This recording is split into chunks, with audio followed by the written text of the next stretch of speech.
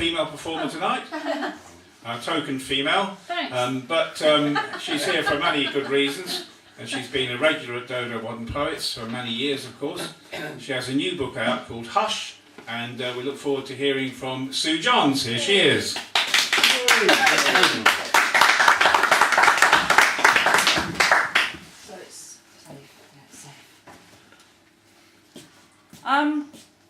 As I've come in Cornish national dress, I thought I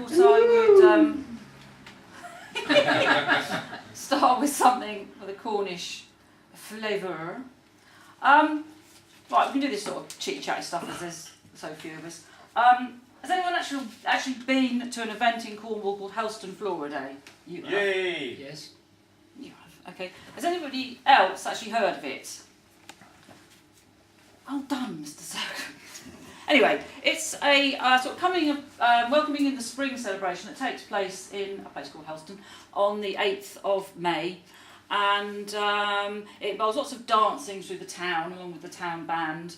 There's a sort of general dance at 7 o'clock, and then there's a pageant called Helen Tower at 8. And then there's a big schools dance at 10, and then there's a very formal dance at midday, women in big dresses and top hat and tails, and then there's another general dance at 5 o'clock. And all of this is interspersed with massive amounts of drinking. And so this is a little sonnet called Mr. and Mrs. Hoskin Watch the Flora Dance. And it's just two couples really bumping into each other at Flora Day and having what we would call in Cornwall a bit of chat.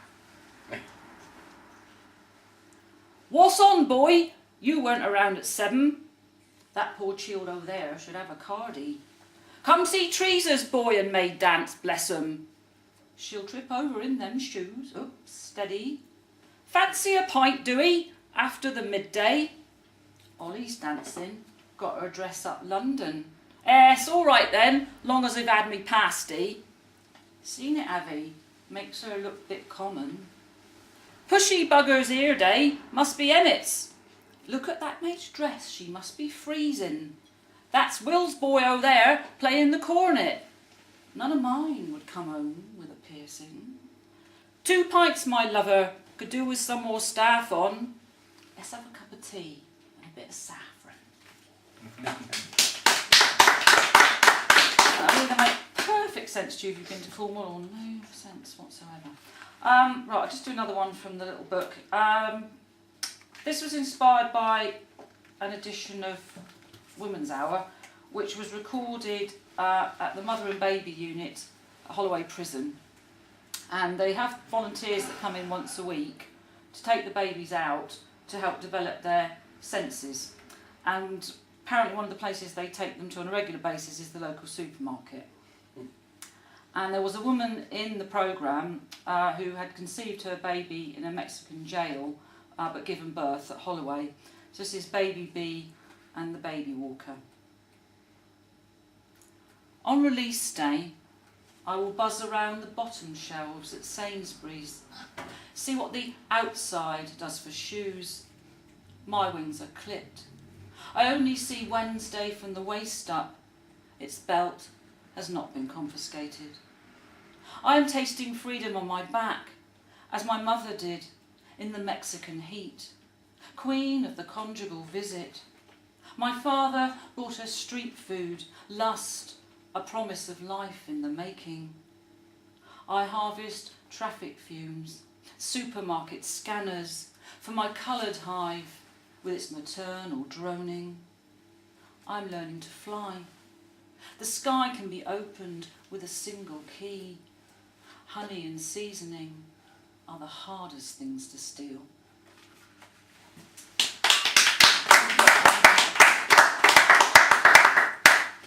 This is a poem called Betty. Betty is a woman who I've struck up a friendship with over the years, mainly by just bumping into her on the street corners between where we both live. So this is for Betty. On winning the lottery, I took Betty to Havana. Betty, who I barely know, who I had thought eccentric. She picks up litter from the street, no mean feat from her home on the estate to the bins outside the betting shop. She calls me the poetry lady, after an appearance in the local rag. Handing her my collection, she notes the opening poem about Cuba. She's always wanted to go. Only in Castro's lifetime, though. Betty, you must go now. She informs me he would be in better shape if he would accept a colostomy bag. Betty, let us not blame El Comandante for his taste in surgical appliances. Let us accuse his would-be assassins. Let us condemn the Americans and their relentless embargo. The doubters in Miami who would probably have insisted on matching shoes. Betty, I called to her last Wednesday as we strolled along the Malecon. An approaching Chevrolet caught her eye.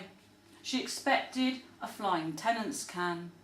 Her catch instead, a sexy smile bowled over by fermented tobacco. Put away your gloves and carry a bag from Tesco. There are no McDonald's cartons here. Just colonial debris, the wrappings of a revolution. Come to Macumba and salsa. I have unpacked the gleanings of Betty's life, gathered mainly en route to the tram in the extra moments allowed for failing transport.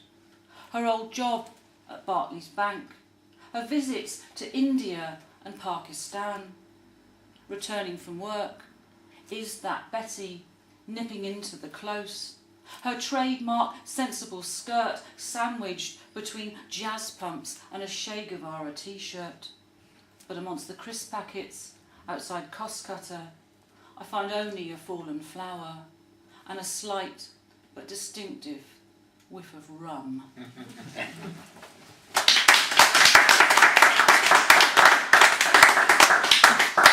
I've just changed my mind on the final poem I'm going to read. I'm going to read something different instead. This is a poem inspired by the department store where I work, and it just struck me that it was actually inspired mostly by stuff that happened around Christmas. So I'll read it. And it's called The Shop Assistant's Guide to Faith. Denied his face, his forehead touching the floor, his compact kneeling body separating me from lunch in the locker that evidently faces Mecca. A contract cleaner, unaware of the prayer facilities. His prayer mat, not the intricate design of village weavers, but self-assembly flooring intended for the latest promotion. Unsure of the weight, unhappy to straddle this stoic, I lean on tiptoe, turn the key. My return finds flooring neatly stacked, showing no signs of religious significance. In the Christmas department, the Magi are in abeyance. A tearful housewife finds an absence of nativity sets. I recall the assortments from previous years, how out of hours the shepherds and stable animals were rearranged into interesting positions. There was a 20% reduction for a missing king, but when the baby Jesus went missing, there was no suitable markdown. Still, he hadn't helped with the lottery. When the wooden advent calendar fell to the floor and 6 windows stayed shut, we gambled and lost. Some have removed themselves from this paucity of faith, are reunited with their God in dusty corners. Others wander amongst the festive themes from Nordic to glamorous, still clinging to their own pocket Christ. Thank you.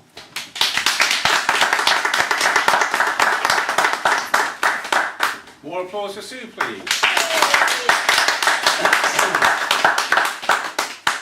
And now we have Mr. Emil Sercombe, who never fails to surprise us whenever he comes here, and he's going to be joining us on this very stage in a moment, where I hope he will delight you with his visual and eloquent dexterity. Yes. Yes, something like that. Let's hear it for Emil.